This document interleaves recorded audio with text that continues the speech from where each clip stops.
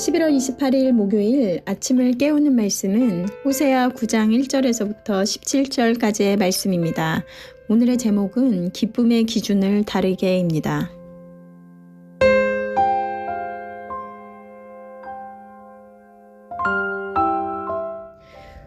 오늘의 말씀은 사랑했던 이스라엘이 하나님의 자녀된 신분을 잊고 우상을 섬기며 이방인들이 기뻐하는 것처럼 기뻐하는 모습을 보며 그 죄와 참혹한 결과에 대해서 말씀하십니다. 1절과 2절 말씀에 이스라엘아 너는 이방 사람처럼 기뻐 뛰놀지 말라. 내가 음행하여 내 하나님을 떠나고 각 타작마당에서 음행의 값을 좋아하였느니라. 타작마당이나 술틀이 그들을 기르지 못할 것이며 새 포도주도 떨어질 것이오. 이스라엘아 너는 이방 사람처럼 기뻐 뛰놀지 말라고 하십니다. 무엇을 보고 이렇게 말씀하셨을까요? 이스라엘은 이방의 신을 섬기며 하나님을 떠나 타작마당에서 음행의 값을 좋아하였다고 합니다. 당시 이스라엘 백성은 풍성한 추수를 타작하면 가나안의 이방인들처럼 바알신 앞에서 기뻐 뛰며 춤추고 그들이 거둔 수확을 바알신으로부터 주어진 것이라 여기며 그 은혜를 바알신에게 돌렸던 것입니다. 호세아 2장에서 보았던 것과 같이 곡식과 새 포도주와 기름은 내가 준 것이라 하며 바알에게 쓴 은과 금도 내가 준 것이거늘 그들이 알지 못한다고 하나님께서 말씀하셨는데요. 이스라엘은 풍성하게 추수한 곡식과 포도주를 보면서 기뻐하였습니다. 자신들을 배불리 먹이고 자신들의 욕망을 채워주며 그로 인해 만족을 가져다주는 물질로 인해 춤을 추며 기뻐하였다는 것입니다.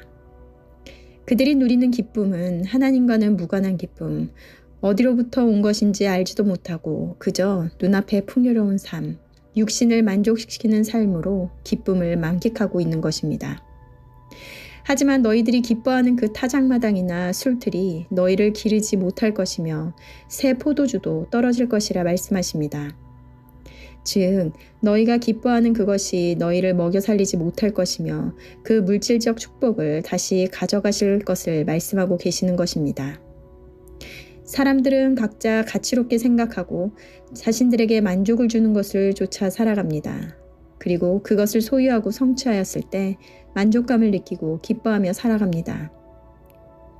우리는 무엇을 기뻐하며 살아갈까요? 최근 여러분들이 정말 기뻐하였던 순간이 언제인지 떠올려 보시기 바랍니다. 어떤 이유로 기뻐하셨나요? 어떤 순간에 나는 기뻐하나요?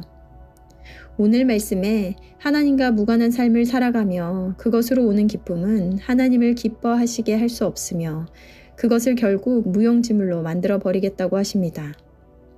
10절 말씀에 옛적에 내가 이스라엘을 만나기를 광야에서 포도를 만난 같이 하였으며 너희 조상들을 보기를 무화과 나무에서 처음 맺힌 첫 열매를 봄같이 하였거늘 그들이 바알보올에 가서 부끄러운 우상에게 몸을 들이므로 저희가 사랑하는 우상같이 가증하여졌도다.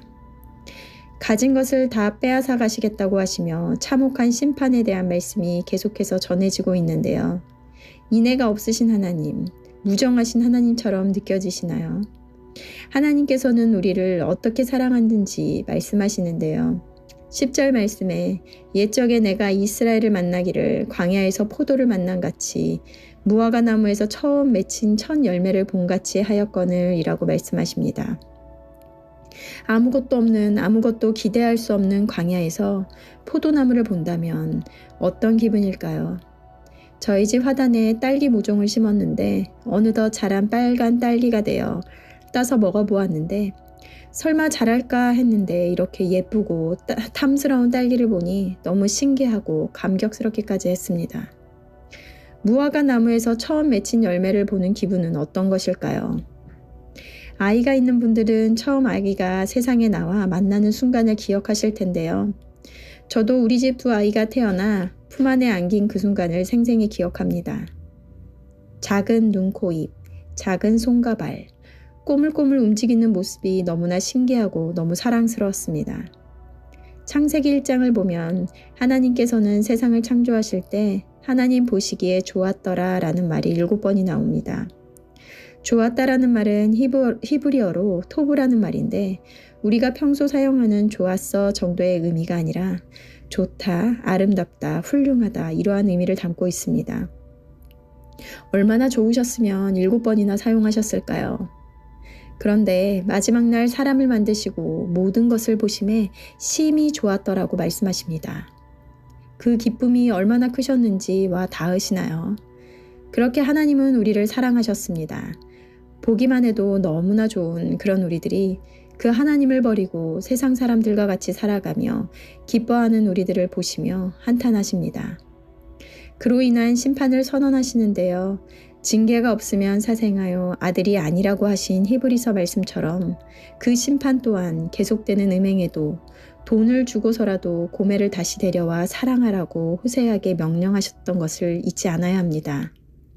포기하지 않으심으로 진정한 기쁨이 무엇인지 어디에서 오는지 깨닫게 하시려는 하나님을 잊지 말아야 할 것입니다. 오늘도 말씀을 묵상하시며 진정으로 내가 기뻐하는 것이 무엇인지 질문하고 생각해 보시는 시간이 되시길 바랍니다. 함께 기도하시겠습니다. 하나님, 오늘도 말씀으로 우리를 돌아보게 하시니 감사합니다. 오늘 말씀을 통하여 이스라엘 백성이 풍성한 수확과 포도주를 보고 기뻐하며 춤추며 세상과 다를 바 없이 살아가는 모습을 보며 한탄하시는 하나님의 마음을 보게 됩니다. 과연 우리는 이들과 같지 않은지 돌아봅니다. 저들도 하나님을 섬기며 하나님께 제물을 드리며 거룩한 백성처럼 살아갔으나 그들 가운데는 하나님으로부터 오는 기쁨과 만족이 아니라 세상의 만족이 주어졌을 때 기뻐하며 진정으로 마음 가운데 무엇을 섬기며 살았는지 보게 됩니다. 우리는 과연 무엇을 기뻐하며 무엇을 이루기 위해 살아가고 있는지 돌아보게 하시며 참 기쁨과 만족은 지으신 하나님으로부터 오는 것임을 깨닫는 시간 되게 하여 주시옵소서. 감사드리며 예수님의 이름으로 기도드렸습니다. 아멘.